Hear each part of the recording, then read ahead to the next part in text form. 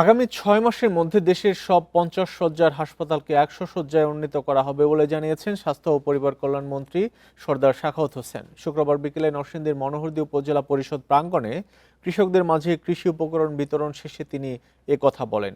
মন্ত্রী আরও জানান, কিডনি রোগীদের দুর্ভোগ কমাতে প্রতিটি উপজেলা হাসপাতালেই ১০ শয্যার ডায়ালাসিস ইউনিটের ব্যবস্থা করা হবে। উপজেলা নির্বাহী কর্মকর্তার সভাপতিত্বে অনুষ্ঠানে স্থানীয় প্রশাসন ও বিএনপি নেতৃবৃন্দ উপস্থিত ছিলেন।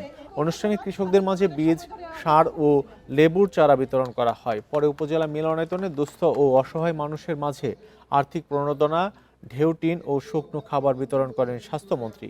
এ সময় তিনি বলেন, বর্তমান সরকার জনগণের সার্বিক উন্নয়নে সেলাই মেশিন ও হুইল চেয়ার সহ সব ধরনের মানবিক সহায়তা দিতে বদ্ধপরিকর। আগামী ৬ মাসের মধ্যে দেখবেন কি প্রকার কাজ আমরা করেছি। যে মনোহরদীতে ১০১ শয্যা বিশিষ্ট হাসপাতাল সহ সারা বাংলাদেশের সকল ৫০ শয্যা হাসপাতালকে আমরা ১ শয্যায় রূপান্তরিত করতে যাচ্ছি।